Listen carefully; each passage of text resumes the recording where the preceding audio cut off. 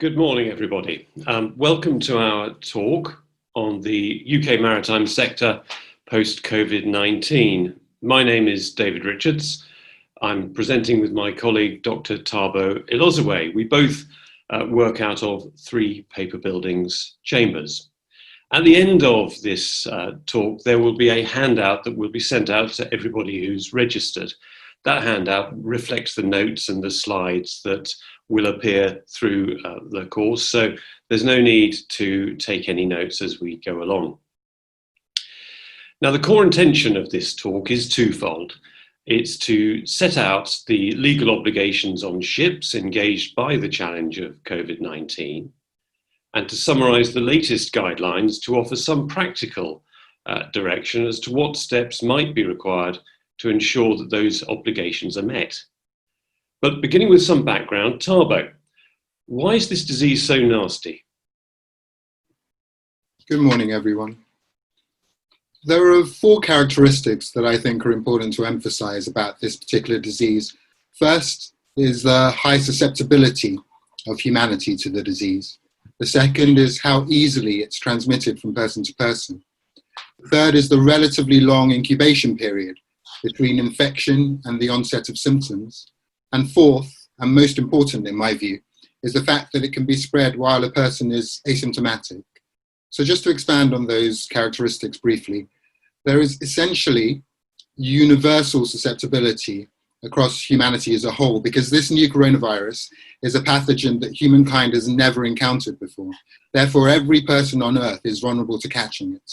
There is no natural immunity. Now, fortunately, the vast majority of people who are infected are likely to recover, and most will also have relatively mild symptoms. But of course, we need to give special consideration to those who are at high risk of having a bad outcome if they do fall ill. The elderly, those with pre-existing chronic conditions, and those with impaired immunity. But regardless of how serious or mild your illness is, the infection can be transmitted to others while you're infected. And as I just indicated, that transmission is very easy indeed. Like flu, COVID-19 is a respiratory illness, which is passed from person to person via respiratory droplets. These are released in coughing and sneezing, but also via much more innocent activities like talking and even just breathing. So if you were close enough to a person who's infected, you are at risk of catching the disease just by breathing the air around them. You can also, of course, catch it from surfaces that you touch if the virus is there, and then you touch your nose, mouth, or eyes before washing your hands. And once it has been passed on to you in one of those ways, then it takes an average of 5 to 6 days before you develop symptoms. But the incubation period can be as long as 14 days. Now that's bad enough in itself because it makes, for example, the exercise of contact tracing much more difficult and much more complicated. But it's especially bad because during that period, you can pass on the infection to others. And as I said, this is the most important thing in my view, the thing that makes COVID such a dangerous disease, and the thing that I would advise everyone to have in your minds at all times while planning and reviewing your safety precautions. There is conclusive evidence that people can test positive before they develop symptoms, but even worse, there's increasing evidence that people can pass on the infection and never actually get sick at all themselves, and the increased danger of that is obvious. So as a result of this combination of factors, the disease, if left unchecked, has what's called a reproduction number of 2.5. And that means that without measures to restrict the spread, each infected person would pass on the infection to an average of 2.5 others. And if that happened every 5 days, believe it or not, it would only take about 4 months for every person on Earth, all 7.8 billion of us, to be infected.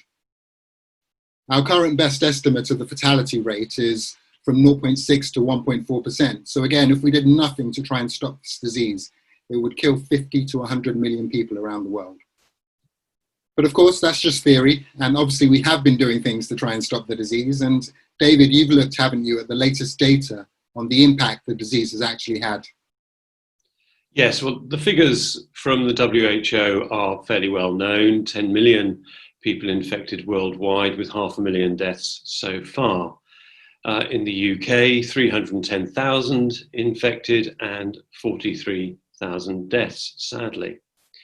As far as the shipping industry is concerned, as we all know, it's an enormous industry worth $700 billion annually worldwide, 50,000 ships with roughly 1 million seafarers.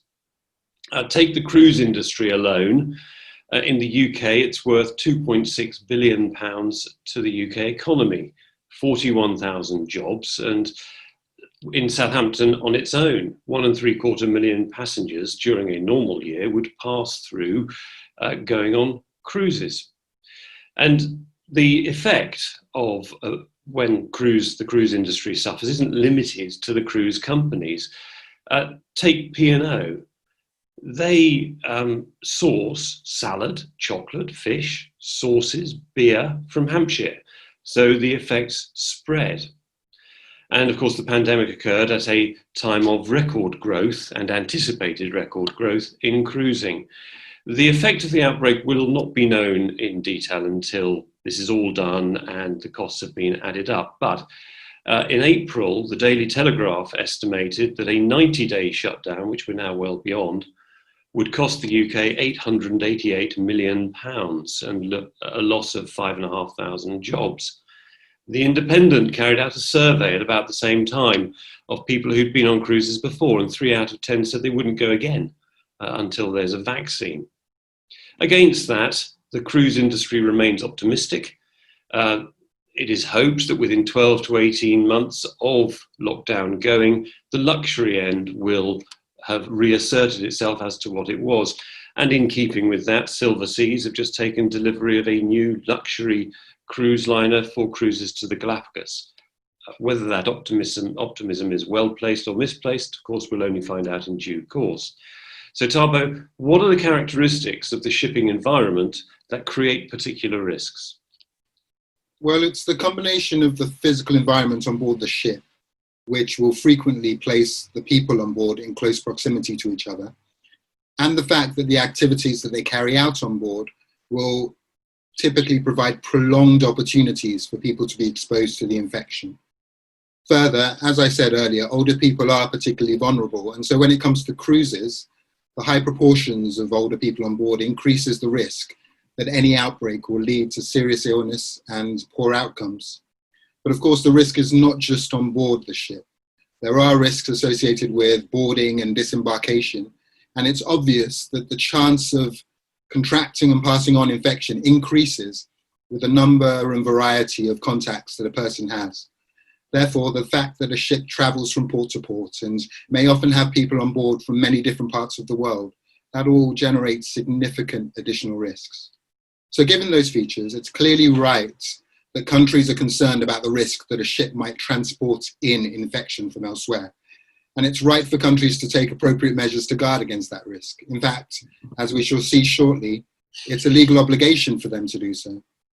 But the concern should be reasonable and proportionate to the real danger. And without in any way seeking to diminish all the risks I've just emphasized, it's clear that if you have a ship that's been at sea for 14 days and they have no suspected or confirmed cases on board, then that ship no longer represents a risk because it's a closed environment and that incubation period for the disease has passed. And this is potentially a real advantage to sectors like cruise travel, as long as they can ensure that no cases are brought on board at the start when they set off. So in that light, it may be said that responses such as that of the Seychelles, which has decided to ban all cruise ship tourism until 2022, is arguably a little extreme.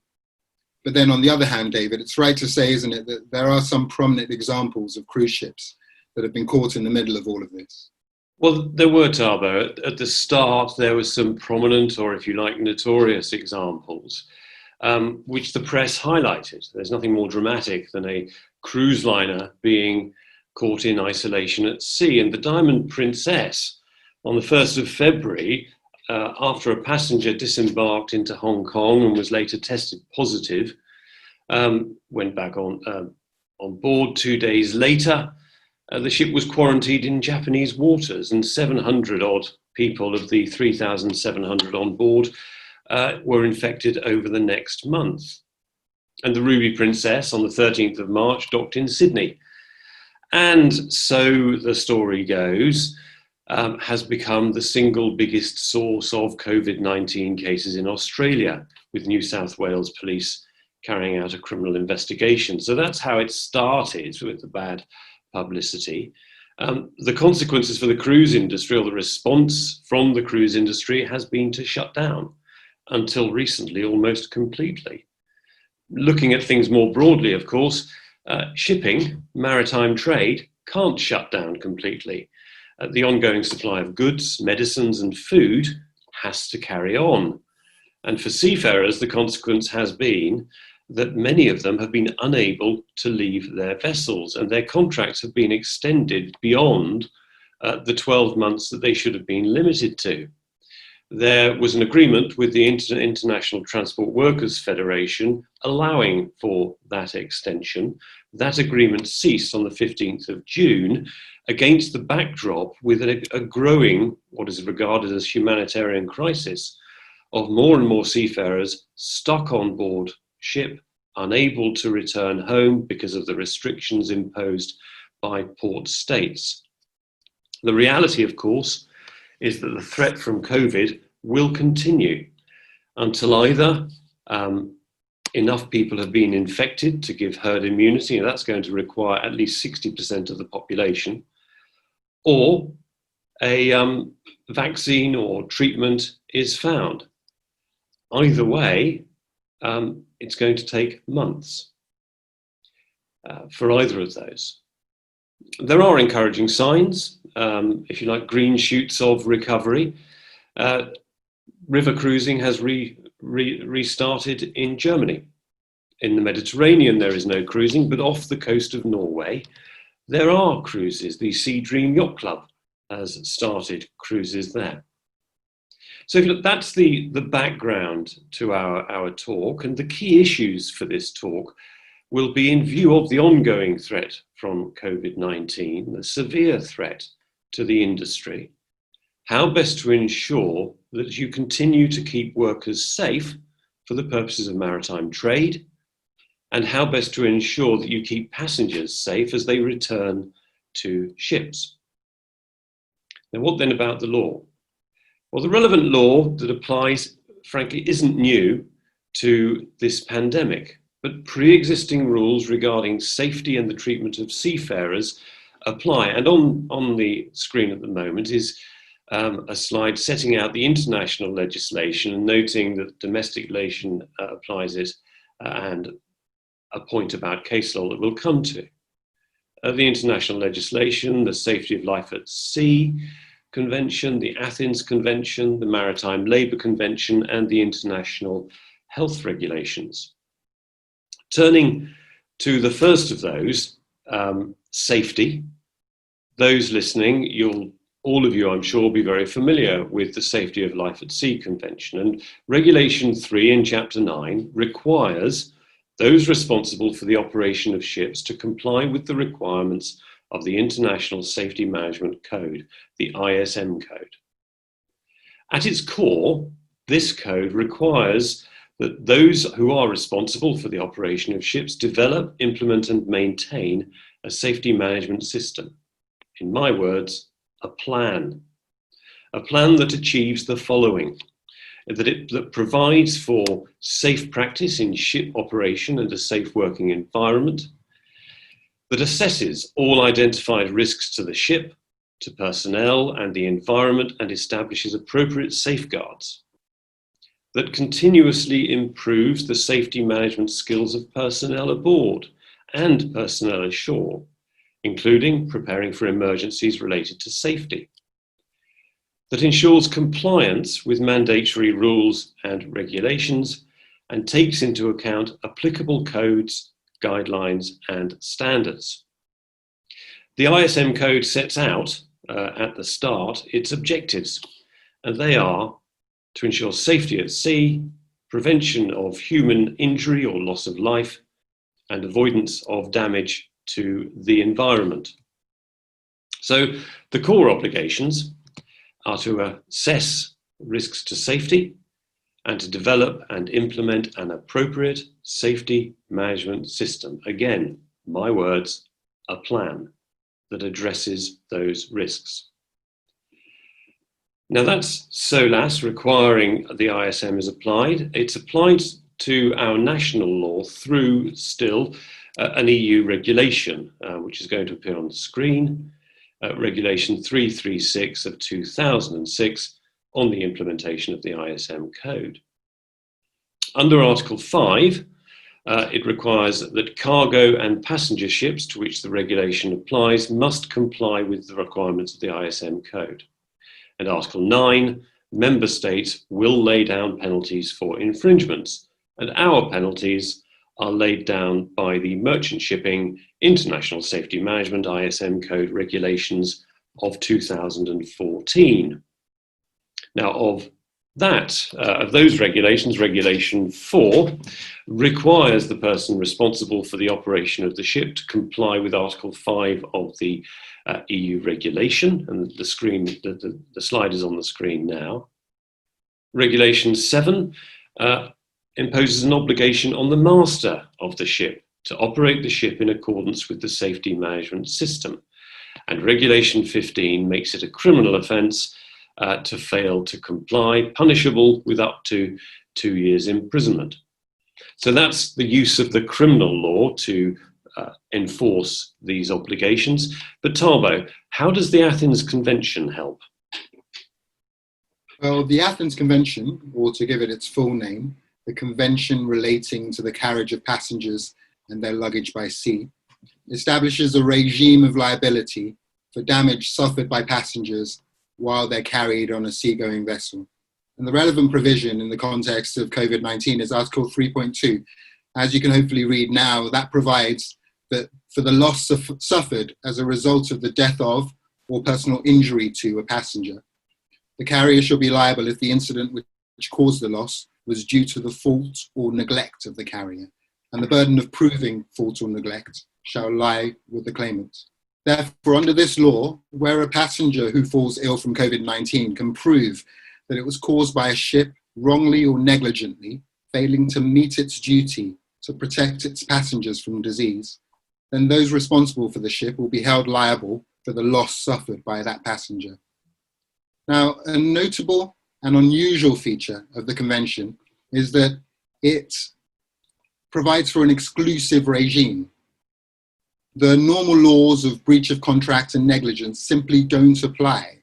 And that is because almost all claims that arise out of incidents during international voyage must be brought under the Convention. There is no other option. As with the ISM, which David just took us through, domestic implementation of the Convention comes by way of a directly applicable EU regulation. That one is Regulation 392 of 2009. The Athens Convention is also given force in the law of the United Kingdom by Section 183 of the Merchant Shipping Act. And that is a provision that no doubt will take on much more significance after the end of the Brexit transition period. Now, whereas Athens applies only to passengers, there's a different international convention, the Maritime Labour Convention, which elaborates on the duty to keep seafarers safe.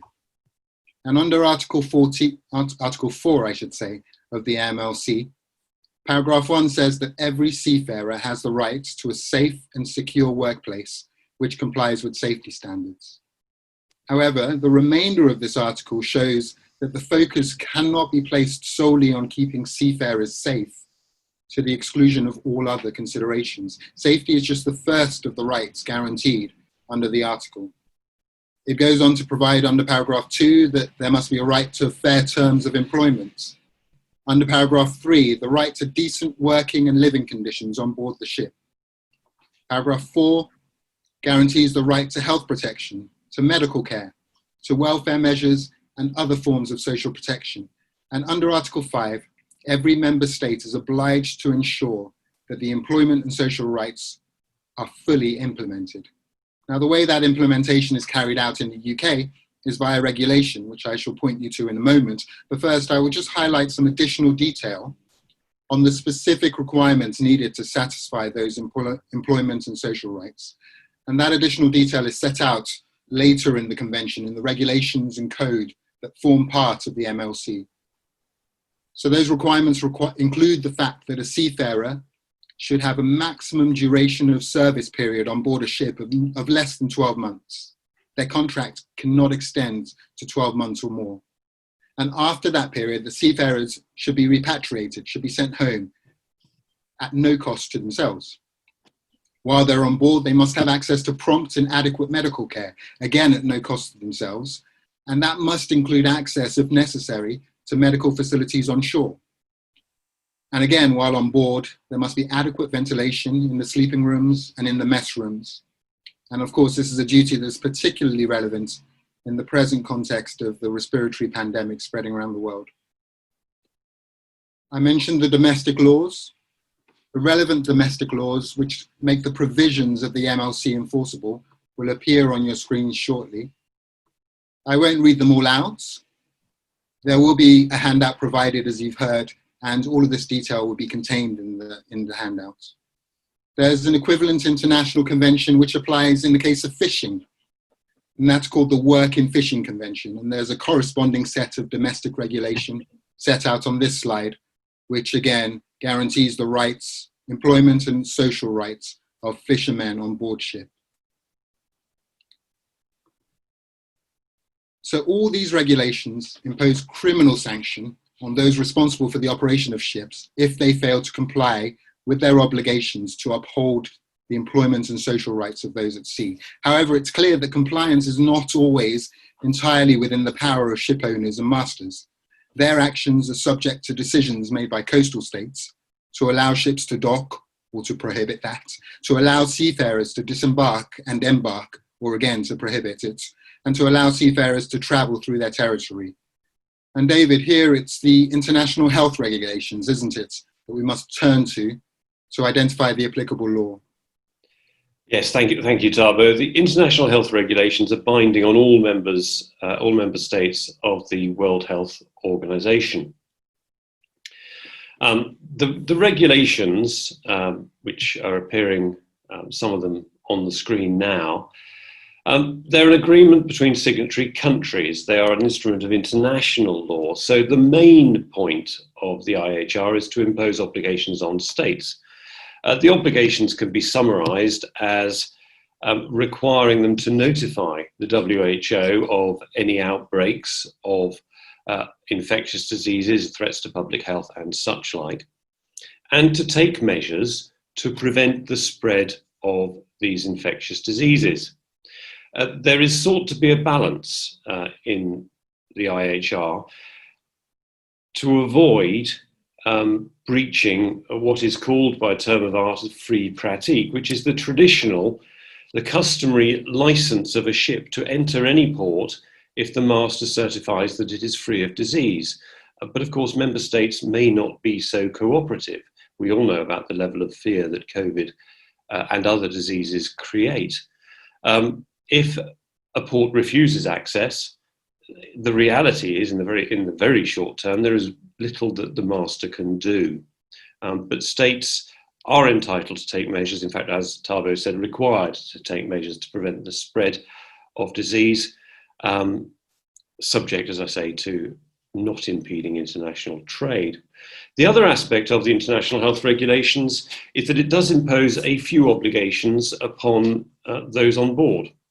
Officers in command of ships are required to make known to the port as early as possible before arrival any cases of illness indicative of a disease of an infectious nature or a public health risk. And Article 37 is the basis for the requirement to submit a maritime declaration of health, something that for the rest of this talk will be referred to repeatedly, and certainly that British ports require all the time to be submitted before the vessel arrives. So those are the key international obligations. I should say that the IHR is enforced in the UK through the Public Health Ships Regulations of 1979. But those are the key international legal instruments. Turning to the domestic picture, the centrepiece for health and safety on board vessels is the Merchant Shipping and Fishing Vessels Health and Safety at Work Regulations of 1997, the 97 regulations. And there you have on the screen regulations 5, 7 and 11. They apply to the activities of workers on UK registered ships and in part to non-UK ships in UK waters.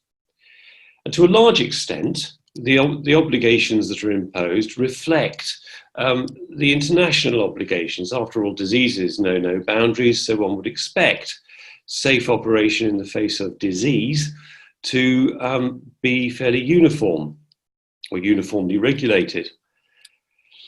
So Regulation 5 requires the employer shall ensure the health and safety of workers and other persons by, amongst other things, avoiding risks, taking action to reduce unavoidable risk, adapting procedures to take account of factors which may affect health and safety, and adopting a coherent approach to management that takes account of health and safety at every level.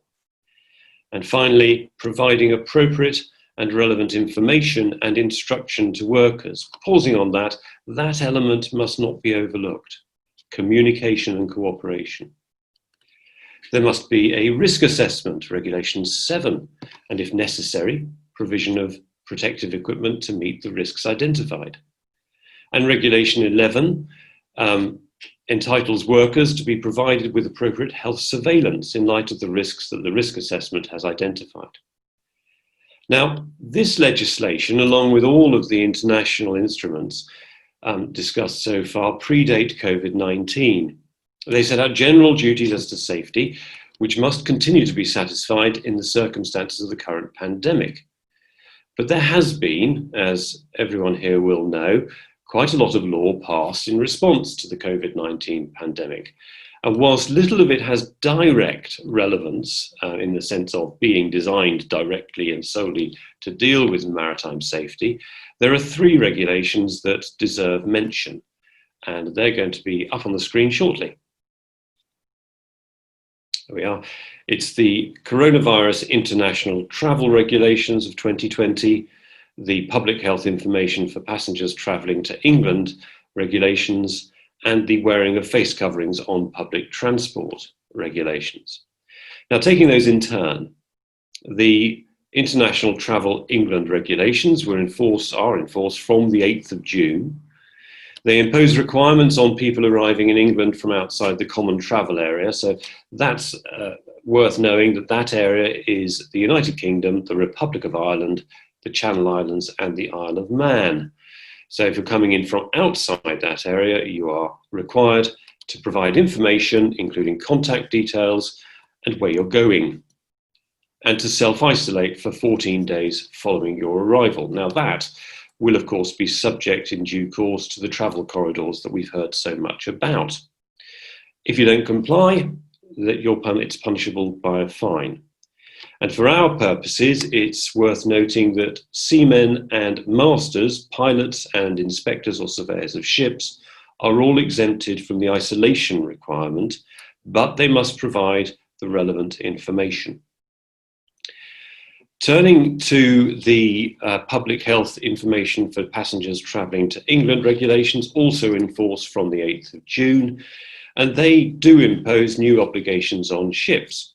Those operating commercial transport services to England by sea from outside the common travel area must ensure that passengers who arrive at port have been provided with what's called the required information, and that can be found on the government's website, in the required manner.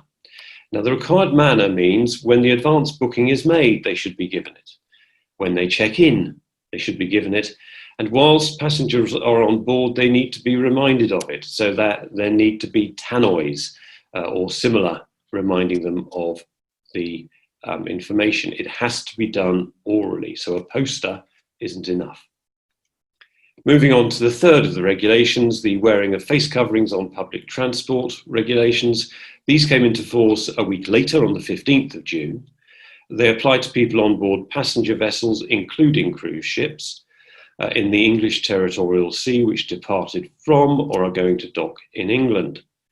And every passenger over the age of 10 on board must wear a face covering while boarding and while on board, unless they have a reasonable excuse. It doesn't apply to those working on board or inspectors or surveyors.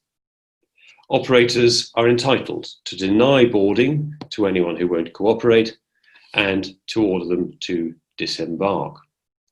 So we've gone very quickly through the legislation, Tagbo. What about the case law?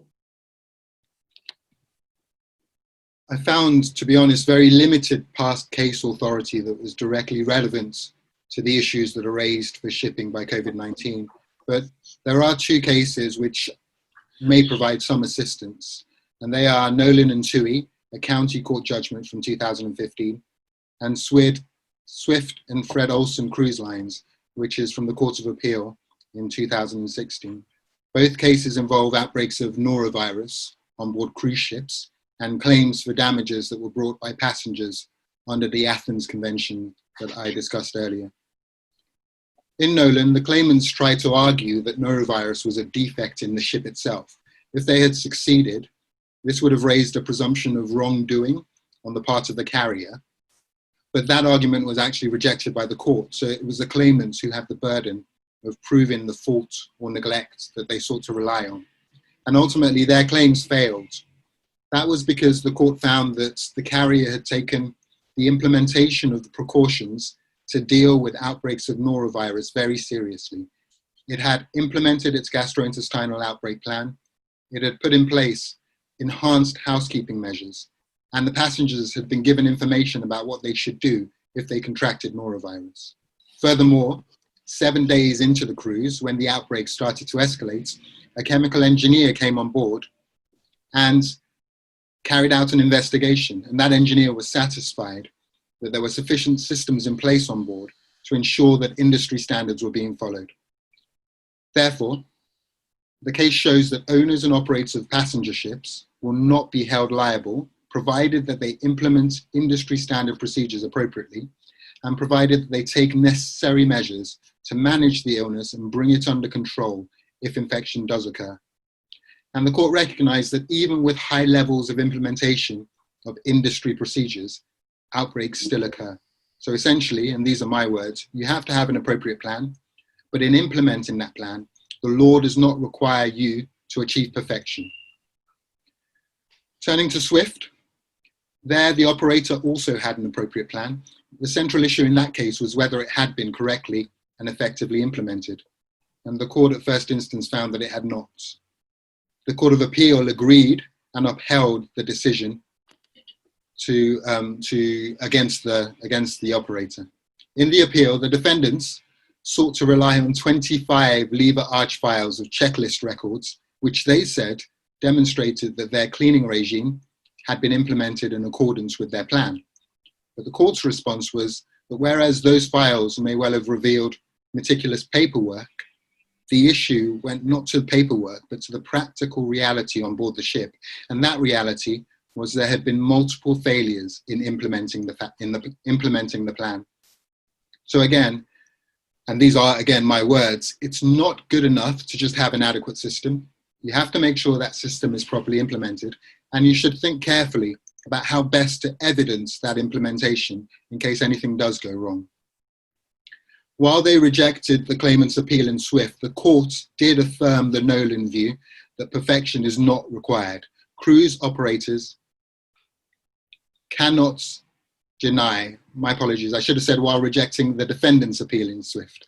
Cruise operators cannot guarantee that no passenger would contract norovirus on a cruise, nor can they guarantee that every surface on the vessel would be clean at all times. So that's the case law, in my view, quite helpful in emphasizing that the courts do not require a counsel of perfection, as they call it, but it doesn't take us a great deal beyond the legislation in understanding what has to be done practically to ensure safety. No, thank you, Tagbo. So if I were to summarize the legal landscape at the moment, there are both specific and general requirements imposed, taking the specific requirements to notify ports of public health risks and to complete the Maritime Declaration of Health is one specific requirement. The requirement to fulfill those duties to seafarers, including that they can be repatriated. On the other hand, general duties are required to keep people safe on board by assessing risks, having a safety management system, ensuring that system is properly implemented, and supervised. Now, a natural question, of course, that arises is, what is safe? What measures should be part of that safety management system? And that's where one needs to turn to the guidelines for assistance. But before we go there, bearing in mind that there is history behind what is done on board vessels to address risks, it's worth looking at previous events, previous pandemics, to see what lies behind the current landscape. Tagbo, this isn't the first pandemic which has affected the maritime industry, is it? No. Now, while the present circumstances undoubtedly deserve the label unprecedented that I'm sure all of you will have heard repeatedly over the past months, back in 2009, there was another respiratory disease creating havoc around the globe, and that also caused significant disruption to maritime trade and travel at the time. And it was, of course, the swine flu pandemic, or H1N1. It began in America, and it spread to many countries around the world. According to the CDC, that's the Center for Disease Control in America, in the US alone, there were 61 million cases, 274,000 hospitalizations, and 12,500 deaths. Whereas around the world, the number of deaths were somewhere between 150,000 to 575,000. In contrast to COVID-19, 80% of those deaths were in those who were under 65 years of age. But of course, there are many similarities between swine flu and COVID-19. They're both respiratory diseases, spread from human to human via those respiratory droplets that you can get from direct contact or through the air or from surfaces. And just as with COVID-19, the ship environment enhances the risk of transmission due to the proximity and due to the prolonged opportunities to be exposed. So of course, a number of ships were significantly affected. And the guidance at the time about how to deal with swine flu set out steps which will sound very familiar to everyone listening due to the similarities with the present guidance for COVID-19. So for example, the World Health Organization, in their interim technical advice in November 2019, recommended screening passengers and crew before boarding, preventing those that were symptomatic from going on board, advising passengers and crew of the basic infection prevention and control measures that needed to be employed on board. So that's frequent hand hygiene, proper cough etiquette, avoiding touching your face as much as possible, trying to maintain distance from people that show symptoms of disease. A distance of 1 meter was recommended then, reducing the time spent in crowded settings, and improving the airflow in the living space by opening windows wherever possible. The recommendations also said that those who fell ill should wear masks and be isolated for a minimum of 7 days, and the people caring for those who were ill should wear personal protective equipment in the form of face masks, gloves, and should use alcohol-based hand rubs. There should be cleaning and disinfection procedures carried out in response to any suspect cases on board. And of course, the ubiquitous Maritime Declaration of Health should be used to notify the port of call of any suspected or confirmed cases on board. So that's how respiratory diseases were to be dealt with prior to COVID. No doubt, as I say, all extremely familiar to those listening. There was also detailed guidelines available in relation to gastrointestinal outbreaks. David, you're going to speak about that, aren't you? Yes, well, it's before lunchtime, so I think I can. Norovirus is a very contagious virus causing acute gastroenteritis. It is, as I'll indicate in a moment, rather unfairly associated with cruise liners, but what it's referring to, it's helpful because it demonstrates the experience of the marine industry in responding to outbreaks. It's spread from person to person or from contaminated surroundings, a familiar tale in the light of the current outbreak. It has a short incubation period of between 15 hours and 2 days. Symptoms generally mild, but maybe more serious in the very old or the very young.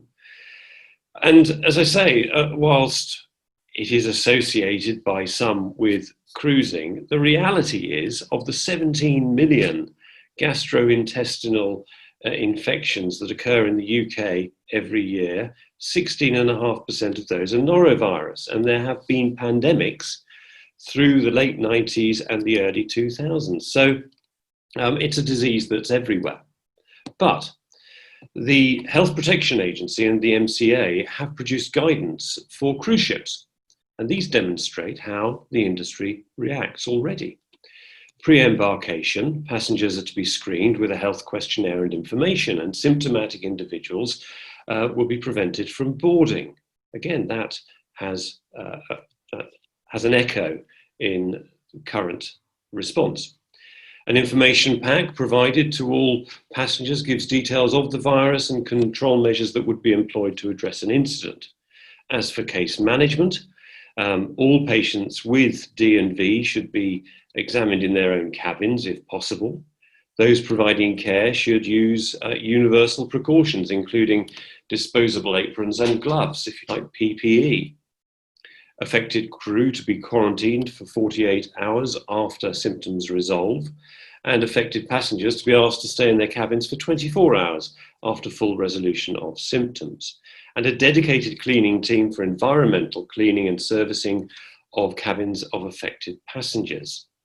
So all very familiar, and as I say, an echo in current responses. The port that the vessel's going to arrive in next should be notified in advance, and a maritime declaration of health to be completed. And as for cleaning, there should be a written outbreak control plan with disinfection procedures for all areas, and vital that all hand contact areas are thoroughly cleaned and disinfected on an ongoing basis throughout the outbreak and during vessel decontamination in port. So again, echoes with the present, and the single most significant, most important procedure to be rammed home to everybody is hand washing. And we all know how often we're told about that. All very familiar. So the steps required to deal with that illness are the same steps that are emphasized to deal with COVID. There are already a number of robust measures available and within the knowledge of the industry to be applied on ships when the coronavirus threat arose. Tagbo. Yes, all these robust regimes,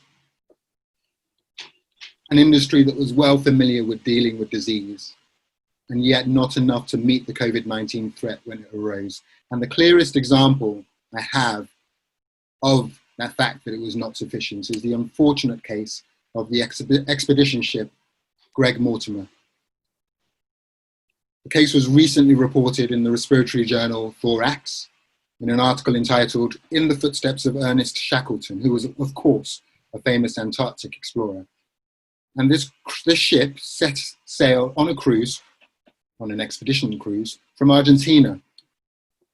On the 15th of March 2020, the intention was to sail around Antarctica. Now, of course, the 15th of March was 4 days after the World Health Organization had declared that the outbreak of COVID was a pandemic. Before boarding, all passengers and crew had health screening and temperature checks. And after setting off, there was regular health surveillance on board with frequent temperature checks. Nevertheless, and perhaps inevitably, 8 days into the cruise, the first passenger developed a fever. And although isolation protocols were immediately commenced, although all passengers were immediately confined to cabins and surgical masks were issued to everyone, although full PPE was used for any contact with any febrile patients on board, despite all of those measures, 128 out of the 217 people on board subsequently tested positive for coronavirus. And remarkably, 104 of them, which is 81%, were asymptomatic. Now, that's very much an outlier. It's by far the highest proportion of asymptomatic cases I've seen reported anywhere, so the precise figure should probably be treated with a bit of caution. But nonetheless, this case represents a clear example that the unprecedented threat of COVID-19, and in particular that risk of asymptomatic spread that I've been stressing so much through this talk, means that the type of high-level infection control precautions that were already employed in the industry prior to the pandemic were not enough to prevent the disease spreading around the ship. So David, what else might be enough? What do the latest guidelines say about the steps which should be taken to meet the challenge of COVID-19? Thank you, Tagbo. There are international and domestic guidelines, the domestic as with the law largely flowing from the international. On the screen now are three of the sets of international guidance from the World Health Organization, the International Maritime Organization, and the International Chamber for Shipping. I shan't read them out, they're there. And so there is a substantial amount of guidance, and we won't be able to cover it all in great detail, but what is worth observing is the amount of overlap between them. There are common themes that can be taken perhaps as principles, because how they have been identified by all these organizations as key steps to address the threat. And those principles form a baseline for what must be done. And if I go through a list perhaps of those basic principles, self-isolation of those on board who are affected, use of PPE by those affected. There is guidance on the repatriation and the changeover of the crew. The present guidance is that those coming on board should be tested prior to doing so.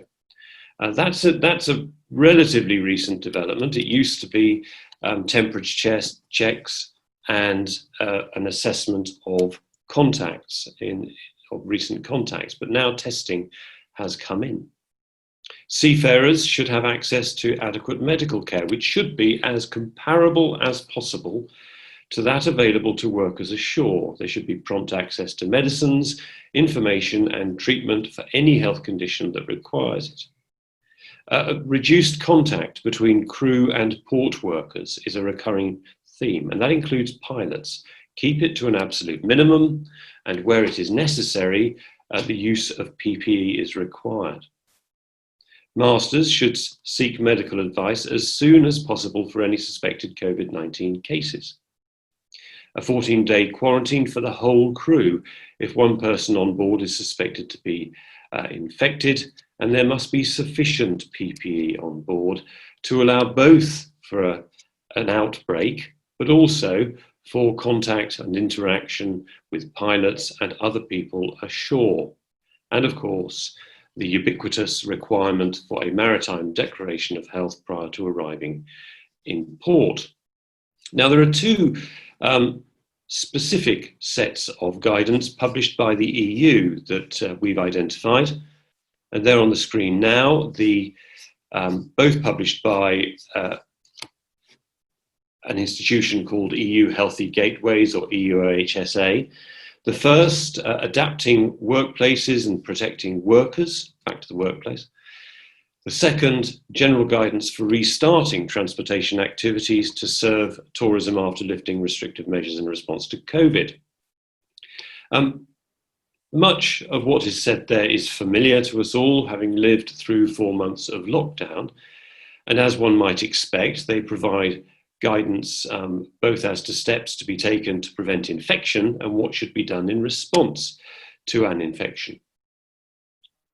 For prevention, the consistent message, and there should be a slide up now.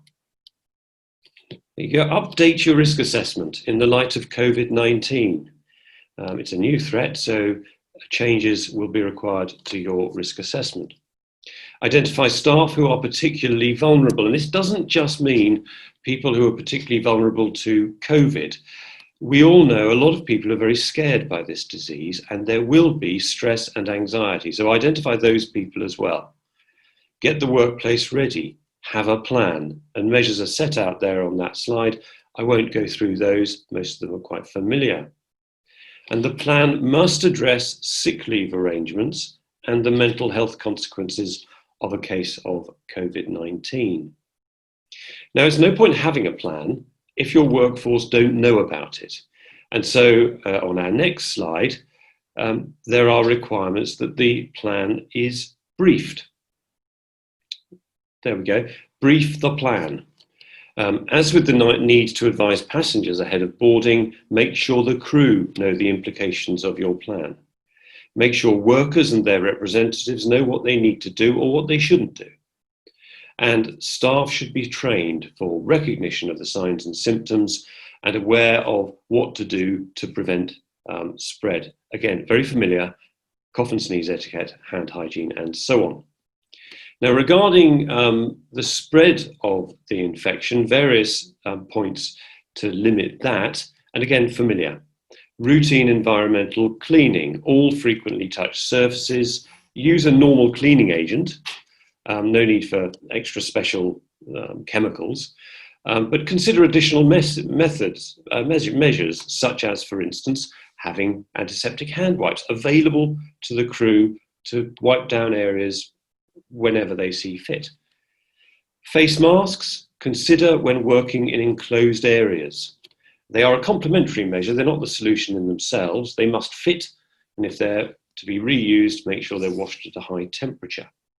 And if there is a case or a suspected case of COVID-19, get that person away from the rest of the crew, at least 2 meters, and make sure the rest of the crew know, and clean communal areas. As for cleaning, if a case arises, all surfaces that are visibly contaminated must be cleaned, and all high contact areas. Because you will have, as part of your general plan, increased cleaning of communal areas, there's no need to go mad at that point on a particular area that the infected person might have been, but nonetheless maintain your cleaning plan. And isolate the person, as I've said, and make sure that port authorities know so they can go about contact tracing. As for passenger vessels, there are some specific guidance, some specific guidelines, and that's up there, including cruise ships have a policy to exclude those who are infected or exposed. Before travelling, give the passengers the information that they need about the symptoms, that they won't be allowed boarding, and so on, about the boarding screening measures were applied. And on board, have the measures there: physical distancing, floor markings, screens, and ventilation. They may not add to the glamour of cruising, but they are essential. And isolate any ill traveller. So those are the international guidelines. What can you say about any difference that there is in the domestic guidelines, Tagbo? Thank you, David. Listed on the slide now are the 3 latest guidelines that I would draw people's attention to. The first 2 available on the gov.uk website, Guidance for Shipping and Seaports, and the Safer Transport Guidance. The third is a frequently asked questions document, which I have found particularly useful. It's produced by Public Health England. It doesn't seem to be very readily available on any government website. I think it may be something that's provided directly to industry. I found the latest version on gac.com, and that link will be available in the handout when it's provided afterwards. It will surprise no one listening to hear me say that the domestic guidelines largely reflect exactly the same principles as the international guidance, which David has covered in detail. So I won't try and attempt any comprehensive overview or even summarize, given the limited time that we have left. I'll just focus on setting out these new measures, those that differ from the outbreak control measures that were already previously recommended in guidance that existed prior to the pandemic. The first, as David has already indicated, is testing. At the moment, only available in the UK for symptomatic people, but hopefully something that will develop because of that risk of asymptomatic spread that I've already been banging on about so much. The second is social distancing, which is required at all times for all people, not just for those that are symptomatic. And you'll know that the UK advice is 2 meters. But of course, especially on board, that may not always be possible. So you should take mitigating action. First of all, protect those at higher risk, try and move them to less vulnerable locations where they may be able to keep 2 meters.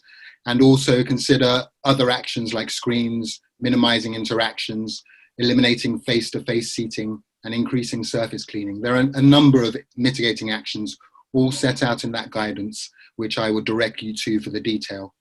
And then finally, face coverings, which, or I say finally, penultimately face coverings, not the same as PPE. PPE is for symptomatic people and the clinical context. Face coverings is for everyone. And obviously now a legal requirement for passengers, but also something to be considered for staff. And I will just leave you with the final point made in the Public Health England FAQ document, which is that actually it's very difficult to reduce the risk of continuing transmission, even if you self-isolate on ships. So if at all possible, get people off ships whenever you suspect a case, and even get their contacts off the ship as well, so they can self-isolate ashore. Obviously, if that's not possible, then we isolate on board as normal. So those are the distinctive features I would emphasize from the UK guidelines. And as I say, the time is running out. We've covered a lot of ground. Just briefly, David, what are the key take-home messages that you would advise those listening to take with them? Well, very briefly, have an appropriate safety system that recognises and responds appropriately to the particular risks of COVID-19. Know your guidance. Be alert to how quickly things can change and develop, how quickly that guidance can change, and have a system to regularly review the sources of guidance and to change your policies if you need to. Build into your systems a reliable process for remaining up to date. We have references in our handouts to guidance. Implement your safety system with training, operate it appropriately and supervise it appropriately, and remember that perfection is not required. And think about how you're going to record implementation, how you're going to demonstrate you've taken all reasonable steps. Recognize the importance of cooperation and communication with your workforce, and remain optimistic. The Cruise Line Industries Association is firmly of the view that as people will return to restaurants, bars and movie theatres, so they will return to cruising and to the sea. And I'm sure that they are right about that in due course. Now, we have taken up most of our hour, but I know there have been some entries on our Q&A.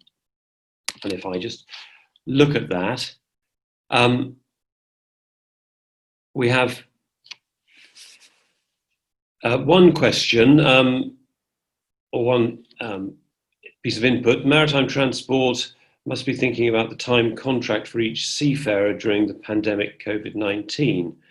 And that's got to take account of mental health. Well, we agree with that, don't we, Tagbo? Forgive me, I was muted. Indeed. No, sorry.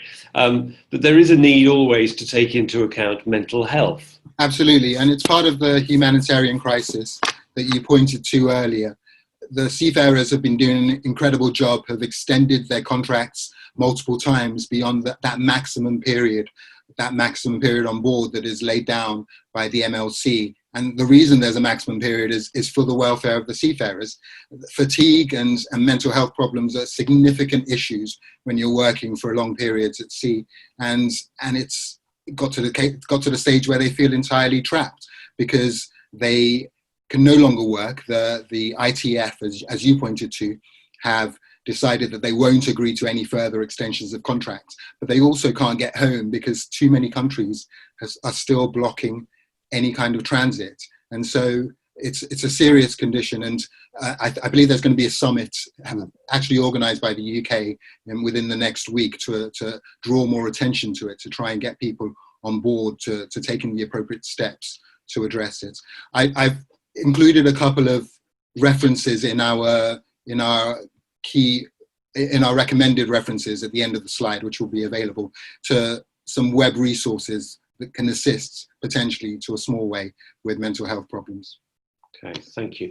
One question that's come up, and I think we're going to have to get back to the questioner on this, is whether owners have a responsibility to consider an upgrade to their statutory medical kits, given the additional risks and the need for unique treatments. And an associated question whether, from the same attendee, whether there is a prescribed description of what PPE is required given different settings. I think that's something that to give a full answer to, we'll come back to if Terry is happy with that. One further question: How will countries react to ill guests being disembarked?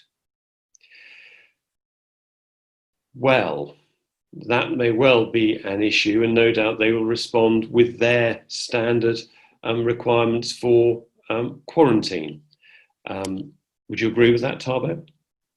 Absolutely. There has to be a provision to allow, for example, significantly ill guests who need to be transported to a hospital to be safely transported. And that requires giving the transport organization appropriate information, ensuring that they have appropriate PPE, and carry out the appropriate cleaning and disinfection procedures before and after the transportation to ensure that everyone is safe. So as long as all the appropriate information is provided, then it shouldn't be a problem to allow ill guests to disembark.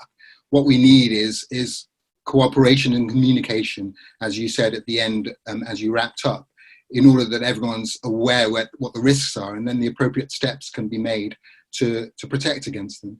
But the risk of the disease spreading and running rampant on a ship and potentially getting out of control is much greater than the controlled risk of allowing someone that is known to have the infection within a controlled and measured setting to be transported to a site where they can safely recover.